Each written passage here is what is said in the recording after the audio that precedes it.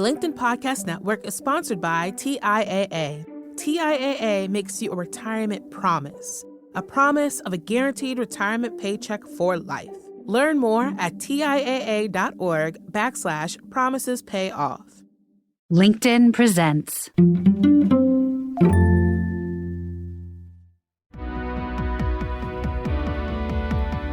I'm Morra Aarons-Mele, and this is The Anxious Achiever. We look at stories from business leaders who've dealt with anxiety, depression, or other mental health challenges, how they fell down, how they pick themselves up, and how they hope work will change in the future.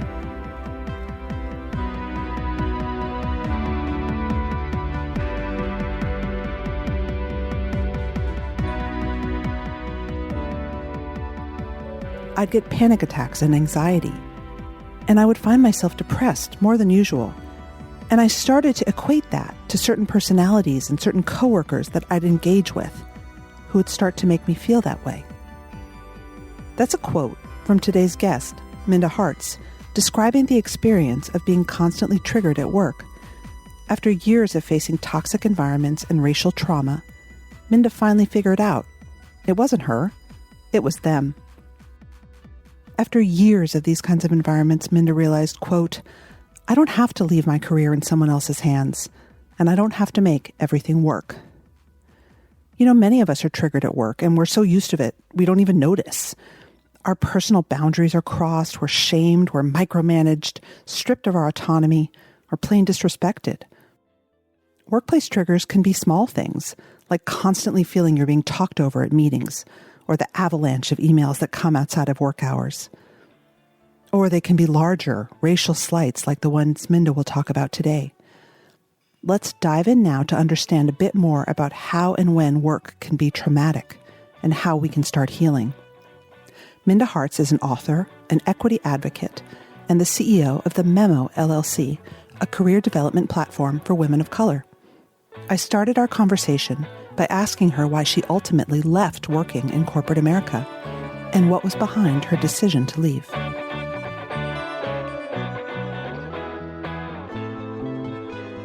It really was just this feeling of isolation constantly, at least where I sat. I was the only Black woman, the only woman of color. And so I started to kind of settle into these biases. And because of the work I did, I would have a portfolio of very high net worth individual, mostly men, white men. I would have to eat a lot of things that I didn't want to because of some of the things that they would say to me in meetings or, well-intentioned but harmful. And I just started to get really tired of that type of lifestyle and realized that I didn't have to just survive at work, but I could thrive. And if I feel this way, maybe there's others that feel this way too. What was the moment where did you have a take this job and shove it moment? I always had that moment, but I think the moment that I decided to do something about it was in 2014, where I was on a new client project, and I thought that this was just the best thing for my career, and I was so excited about starting this new project at a new client site, and it was just as toxic could be, mostly racially, and I hadn't experienced quite that type of trauma in the workplace that I experienced there. And it started to impact my mental health. Like I'd get panic attacks and anxiety, and I would find myself depressed more than usual. And I started to equate that to certain personalities and certain coworkers that I'd engage with that would start to make me feel that way. And very long story short, I ended up finding the courage to go and have a conversation with the most senior woman in our department to just say, hey, you see these things going on. I really need some assistance here. I can't change this culture by myself. And she told me that there was nothing she could do about it because she had a personal relationship with one of the people that was causing me a lot of trauma. And it was in that moment that I realized that I don't have to leave my career into somebody else's hands, that I don't have to make everything work. I think sometimes as women, we feel like we have to. And I realized that there were women who came before me who leaned into their courage so I could be a beneficiary of their courage, of their voice. And I asked myself when I was left her office into my car, I'm crying, all of the things. And I said, who's going to be a beneficiary of my courage? How am I going to make the workplace better than I found it? And that's what led me on the journey to create a body of work that centers women of color in the workplace. When you talked about feeling panic attacks, I want to zoom in on that because I don't know if listeners have had this experience. I have too, of there literally being a person that you work with who makes you physically sick. Did you have that? Like that you are physically, like you get nauseous, you get into a sense of panic. Like it's so powerful. Yes. I hope there's not many people that have to experience it because it's one of the worst feelings. But yes, I didn't understand when I was feeling this way. I literally just thought I was losing my mind, right? I thought something was wrong with me because I would be in certain meetings and I could barely get my words out. I mean, I didn't even recognize myself after a while. I mean, literally, if you would have asked me what my name was, I would have struggled to say Minda Harts because that's the feeling, the paralyzation that I would experience around this particular person. And I feel that angst when her name popped into my inbox account because every time I engaged with this person, it was always toxic and it was starting to impede upon everything. I started to question myself, just my health. And again, I didn't necessarily at first equate it to this person or this environment. I thought it was me. And so I was very concerned. And then once I realized, oh, this is a trigger for me and this is what's causing it, I realized that my mental health is more important than anything else.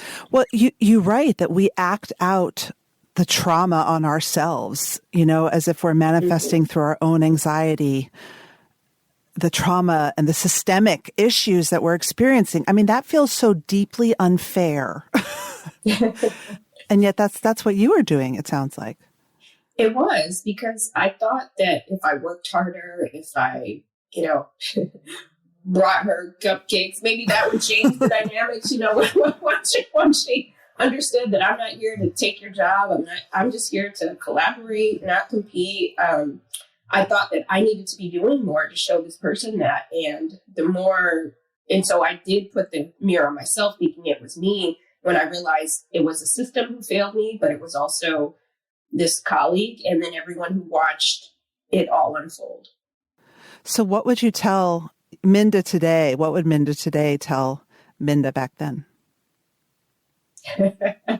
I would definitely tell her, you don't have to wait for somebody else to affirm you in the workplace if you're being mistreated. Like, what humanity, dignity, equity, and respect feels like. And so anything outside of that, you have a choice. And the younger version of myself didn't think I had a choice. I thought as a first generation college student, first person in my family to enter into corporate America, that this is what I had to do. I had to get that gold watch, right? I had to get the bear at the end of the day. Like, this is what my family is counting on me for. And realizing that if she chooses herself, everything will work out the way that it's supposed to. Mm. When this show first started, we did a great episode called The Anxiety of the Only.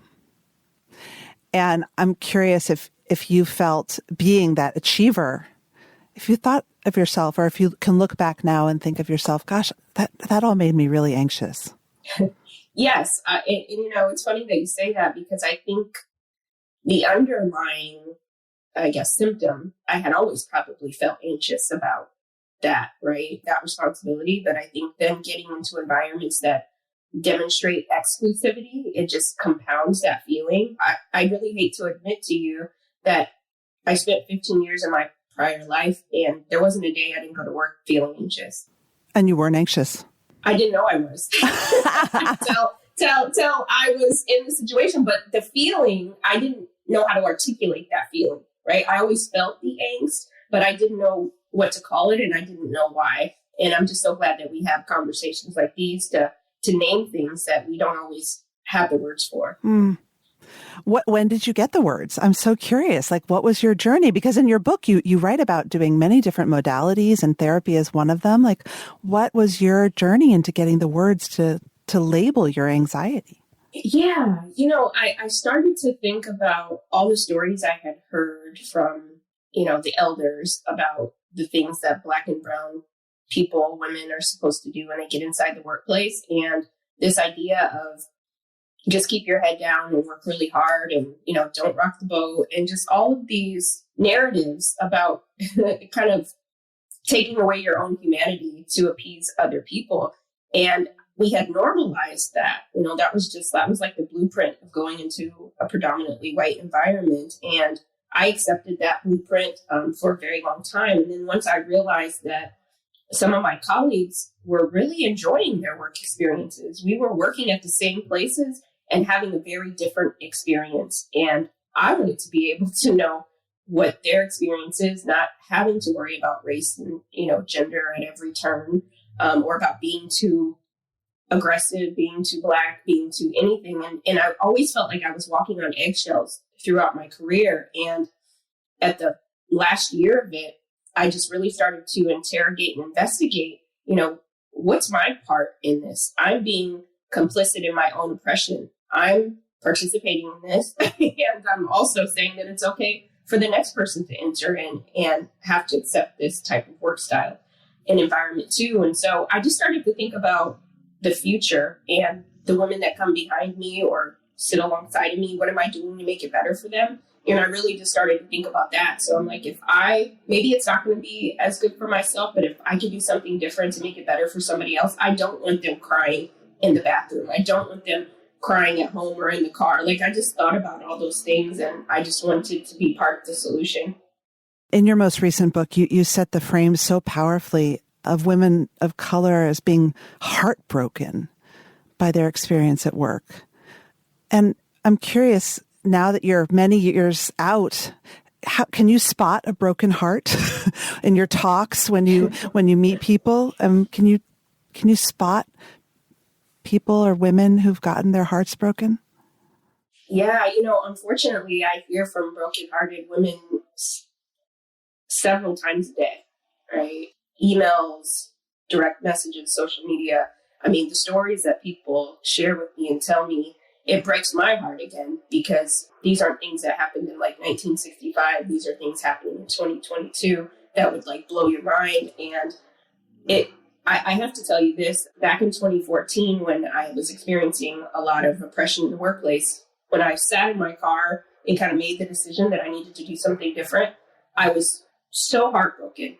And not just because of that environment, but because of all the other environments that I have been into and who just did not see my humanity, were not willing to change. And I felt that rush of emotion from my very first manager, who said, "You people love your bright colors," and joked around about Black people liking bright colors for 15 minutes, all the way to that meeting with that woman who could not and would not want to change the dynamics that I was experiencing. And it rushed over me. And I remember crying so fiercely, just like, God, I've done everything that I'm supposed to do, and it's still not enough. And I remember turning on the radio, and Whitney Houston's "Where Do Broken Hearts Go" comes on the radio. And in that moment, I was laughing and crying. I'm like, God, you have such a funny sense of humor. And it was in that moment that I asked myself, where do the broken hearts go of women of color when we can't take the workplace anymore? And I thought about all those broken hearts, and I thought, what would it look like for them to heal? What would it look like for them to be able to know that they're good enough to deserve equity in the workplace? And so I do this work fiercely because I know how it feels to have the broken heart, and I see it and I hear about it each and every day. And I know it's possible that we can create that trust and build, but it first has to start within, right? We have to know that we're good enough to deserve it. And I think it's a mindset shift. And a lot of my work is just reminding people that, you do deserve better.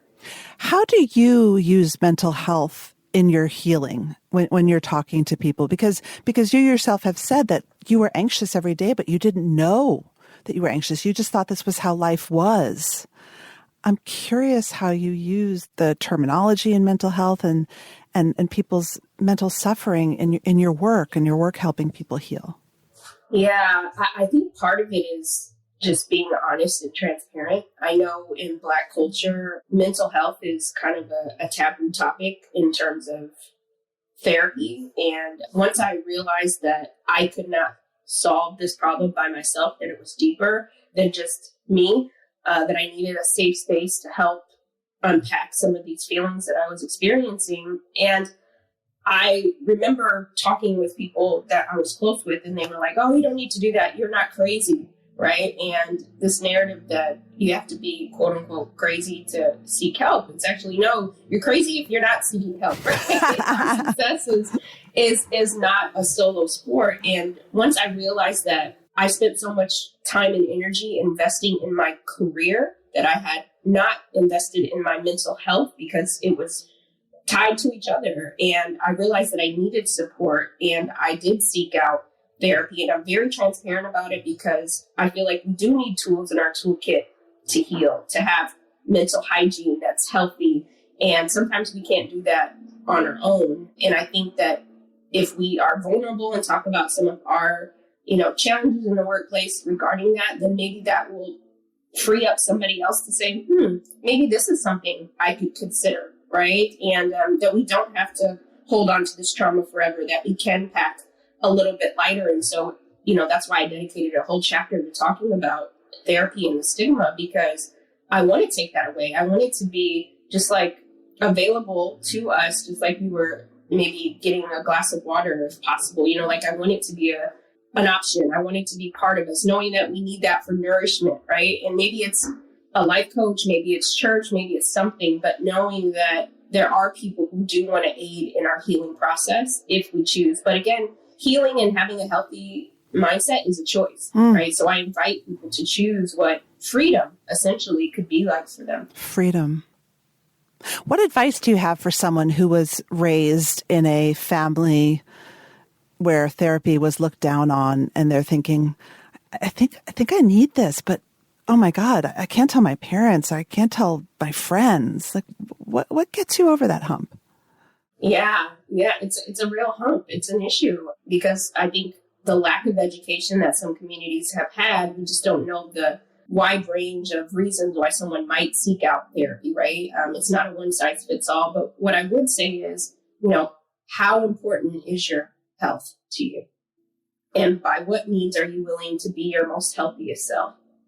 And I would guess that most of those people listening to our conversation want to be their most healthiest self, right? So consider what it would look like if you added therapy to your toolkit. And I would say, sometimes if you have people who might discourage you from being your most healthiest self, not because they don't want you to be healthy, just because they don't have all of the education to know what healthy means, right? What freedom means. But maybe you start that process to see what it looks like, find the right healer, health provider that you feel comfortable with. And then once you start to go down that journey, the people closest to you will end up seeing a different version of you, a more healthier version of you. And then, they'll see it for themselves, and we can be those role models. And so I would definitely say protect your heart, protect your mental health, right? That's something that I made a misstep on. I wanted to tell family members, and I should have kind of known that they just weren't in the space to kind of think outside of the box in that way at that time. And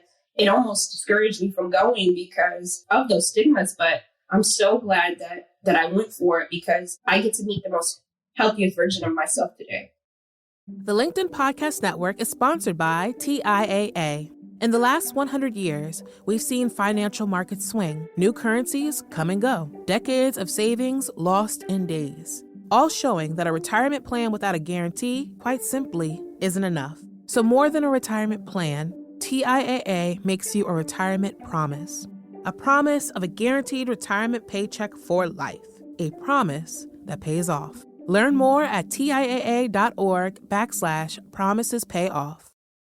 Farrah Harris, in your book, people think if we center our needs as women, we're being selfish, but seeking healing is a form of selflessness. Why is seeking healing selfless? Yeah, I love that quote from Farrah, because I think as women, we've been conditioned to be strong for everybody else but ourselves. And I think that because many of us have been like caretakers and those sorts of things, that we don't even know what it looks like. We don't even sometimes know what good looks like to us if we don't put ourselves first in those ways. And actually, if we do center our health and mental wellness, then the people that love us and we work with, and they get the best versions of us, right? So I make the joke to one of my friends, no, we weren't the angry Black woman at work, but we were when we got home, right? Because you take all of that stuff from work and you don't show that side. And then you get home and now the people that, love you the most, they don't get the best version of yourself. And so I think that it's so important that we center our health, because that's where the joy and peace come from when we do. Of course, racism in the workplace is a systemic issue. It's about people to people, but it's also a larger systemic issue. And I'm curious how understanding your own mental health better and being at your best would help you change a system. I mean, how does getting healed empower someone to confront a system? Or is it just impossible to confront the system and we can only focus on the people around us? That's a good question. I actually think so I'll say this. When I was in my career, I used to think that I didn't have a voice, right? So I'm like, oh, I can't say this because they're going to think I'm angry or aggressive or feisty or whatever other stereotype. And so I learned to shrink my voice. And I realized that part of healing myself, but also creating some accountability in the workplace, is creating boundaries, right? And so if I know that I deserve to be able to set boundaries for my coworkers not touching my hair or calling me by the wrong name or those sorts of things, how will they know what good looks like to me if I never articulate that to them, right? And so part of that was understanding that, yes, I might not be able to break down this whole systemic system, but can I deal with the people and create boundaries around the people that I have to interact with on a daily basis, right? Several times a day. Could I create some space to where they understand how to engage with me best and what I will and won't kind of tolerate, even if it's well-intentioned, right? Because your intention still is impacting me in a harmful way, right? So giving ourselves permission to be able to create those spaces. And I think when we hold people accountable for how they engage with us, we give them an opportunity to maybe do a little bit better now that they have this information. But number two, if they don't, then that gives me another option to say, what, is this an environment I want to continue working in, or do I need to find another space? So I think we do ourselves a disservice when we don't activate our voice. We all have a voice. We just have to decide how we want to use it. But first, our healing is so important because we have to remind ourselves that, yes, you should be able to have a quote unquote difficult conversation in the workplace that's affecting you doing your best work, even if you're not aware of it. Because I think what we do is we normalize toxic behavior in the workplace and we give people passes and then we ruminate on it, right? And then that affects our mental health. And we're upset with these people that don't even know that they've caused us harm half the time. Right. We keep it in. Let's talk about triggers. I think this is such a valuable exercise. You talk about helping people in the book begin to understand and bring to consciousness the racial harm that is triggering them. Can you talk about that a little bit? Yeah, I love this question so much because I think going back to when I was feeling anxious, or when in the book I call a former colleague, Carrie, and I didn't realize that, when her name would pop up in my inbox or her number would pop up on the phone, office phone caller ID, or I'd be in a meeting with her, that all of a sudden, all of these things would start to happen and to me that I just wasn't in a space to be able to connect the dots that this was her causing me this instead of me causing something wrong with me. And so I started to unpack what were my triggers that were causing these things, because I think it's so important for us to understand what's behind all of this. And so when I started to think about places where I felt I was most harmed in the workplace, one of those were meetings. And so when I would feel that severe panic attack where I could barely get a word out on some occasions, or it was a struggle to do it. Maybe my colleagues might not have noticed, but I knew it within myself. It was when she was there, or when certain people would say jokes that were racially charged, it would happen inside of meetings. And that's when I realized, okay, what can I do, or what conversations do I need to have so that this environment isn't so triggering for me? And I think once we understand what those triggers are, then we can start to solve for that, right? But if we don't acknowledge that certain things in our lives or in the workplace are triggering us, maybe it's your manager, maybe it is your inbox, I don't know, at least where we sit now, you can't probably make it through a workday without checking your email. So you're going to have to figure out how to manage that trigger, right? So figuring out why these things are important so that we're not suffocated and paralyzed by these experiences. And then we can work to solve on how to create solutions and frameworks to help us get through those tough moments. Right. I always think of a trigger as, you identify the trigger, and then ideally, instead of just reacting unconsciously, right, which is what you were doing when you were having panic attacks, you can try to get to a place of actually taking a beat and saying, I'm triggered. Like, whoa, that comment really set me off. And then choose how you want to respond rather than just reacting in the fight or flight is going crazy in your body, right?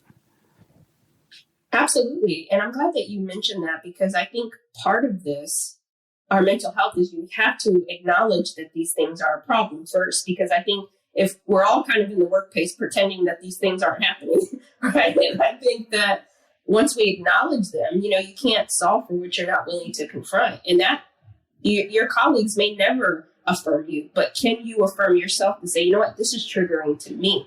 Two things can be true at the same time. My colleague may never be triggered by this, but this is affecting me. And so what am I going to do about this particular thing? And again, it allows us to take our power back, because I think when we're in very toxic environments, we just feel like all hope and all power is lost. And, part of being right within is saying, wait, I can take the power back at any time. What does that look like for me? Let's talk about the system, though, for a minute. You have said a manager's role, in my opinion, is to eliminate barriers for the people on their team, not create more. And I'm curious how this applies specifically to mental health in the context of racial trauma. Where can managers even start? Yeah, I think that's a great question, because I think oftentimes, if anybody who's been a manager, you have a lot on your plate and you're sometimes just trying to keep the ship moving forward. And I think sometimes, because we have personal relationships with people on our team, or because we're like, oh, that's just Tom being Tom, people don't take things seriously that might be actually affecting somebody else. And I think in the workplace, we speak for other people so often, like, oh, well, they didn't mean any harm, or that's just whatever. And I think sometimes managers take that same approach, like, oh, well, it's not that big of a deal. They're not racist. They're not sexist, or whatever the case. And it's like, wait a second. That may not be your experience, but there might be someone on your team that is a problem for them, right? So if we're allowing toxic behavior as managers because, we know someone didn't mean harm, again, that might be true, but is it impacting someone else on the team in a negative way? So in that case, we should address it in a way so we eliminate the barrier so that we don't just keep compounding it. And I think if every manager commits to everyday acts of equity, to understand that this is, again, it's not my experience, but if I have diverse talent on my team, then I can't let certain colleagues talk like this recklessly in meetings, right? Or send emails that are disparaging and humiliating, even if they didn't intend to. And so I think it's important for managers to tap into their emotional intelligence and say, what can I do to make sure that everybody on my team is invested in, right? And what do they need from me to be their healthiest selves, right? Because if everybody's safe on the team, then productivity is great. And then that's good for business. And I think it is a role of a manager's job, in my opinion, to create that psychological safety on a team. Because if one person isn't safe, then no one is safe, right? And I think that sometimes managers don't look at things. Last thing I'll say is I do a lot of consulting for companies, and I'll have conversations, closed door conversations with leaders. And they'll say, well, I'm not comfortable talking about race, or Or now I'm not comfortable talking with women alone. And I'll say, well, equity can't be opt-in. It has to be mandatory. And so if you're not comfortable talking about these certain things, then maybe you should not be managing talent anymore, because there's no way that you could be an equitable manager and not be comfortable talking about race or calling someone by their preferred pronoun. It's just not a safe environment. And they kind of like look at me in a deer in headlights. And I'm just like, you just can't do this, right? Because you're just perpetuating cycles of abuse. And I think if companies and orgs really want to change, then they're going to equip their managers with the tools to be not just with the soft skills, as people would say, but those are leadership skills. What's the role you think that people who are anxious play in creating or being part of a psychologically safe or unsafe team? It's hard. A psychologically safe team is a team where you can be yourself. You will not be shamed if you speak up or speak your truth, right? And yet so many of us are walking around on eggshells, like you said. How do we even start to unpack all of this? It's a lot. It's a lot to unpack, right? It's a lot. Like the main thing that I hear from people after they read Right Within, they'll say, wow, I didn't even realize that I was in trauma, right? You don't even sometimes know it because you've just normalized it, and just like I had for so long. And I think that part of it is saying, okay, the workplace is not working for everybody. Like even now, people are plotting to return back to the office, and it's like, no, let's not return back to normal. Let's figure out how to return back to better. And that means that we have to better. So we have to understand, what is the employee cycle been for some people? So yes, some people are ready to get back, but they weren't harmed in the workplace before, right? Then you have 50% of Black employees who've been recently surveyed saying that they didn't feel like they belonged at their companies until working from home. So they don't want to return back. Many of them don't want to return back. And so with that information, if I'm a leader, I'm going to say, you know what, why do a majority of my Black and brown employees not want to return back? And what do I need to do to make sure that they feel safe returning back into the office, right? What does better look like? What conversations, what initiatives, what processes or procedures do we need to change to make it safer so that everybody feels a sense of safety? And I just don't think that oftentimes leaders are thinking ahead. They're thinking very reactive to things. But if we could be a little more proactive with some of the things, then I think that we could start to at least build trust. And I think that's where it all starts, right? There's so much trust that's been lost inside the workplace. And part of the healing is rebuilding trust. What does a demonstration, what does being a custodian of trust, so that your employees who have been harmed the most feel like they can trust you again? And I think that is what I hope leaders will be thinking about. How do we build trust? Because if we build trust, then we can start to break down some of these systems that have been harmful. My last question is a totally different question, but I follow you on social media. You are out there. You're like doing everything. How has your new life, which is very public, it seems to me, which is amazing. Like, how do you keep up your healing routine or regime, or how do you stay centered when you're out there? Thank you for such a thoughtful question. It's actually, and I'll be honest, it's something that I talk with my therapist about way more than I ever thought I would be talking about, because I'm really, a lot of people don't know this about me who don't know me in like real life, is that I'm very much an introvert. And so a lot of the work that I do definitely puts me forward facing. And when people read my books, then, they feel like they know me. And so it's one of those things where, because I am a very shy person and introverted, that it takes a lot out of me at times to kind of be that forward-facing person. And when I started this journey, it wasn't, for people to know my name. It was to change the way the workplace was working for people who looked like me. And now with that new responsibility, I definitely realize how important my continued healing is, so that I can be the most healthiest to be there for people and be a voice for people who haven't found theirs yet. And so it's a different life. Like I talk about it all the time with my family and friends, that I don't even know how I got here some days, just like, how did this happen? I mean, I'm thankful to God for the opportunity, but it's definitely been an adjustment. And so many people are seeing themselves in a way for the first time that they haven't in the career narrative. And that feels good. And that's what keeps me going, right? Because Minda, the real me, would like just want to go down the rabbit hole and be like, can't people just read the books and do the things? But I know that it's bigger than me. And so that makes me continuously get up and do the work because I know how important it is.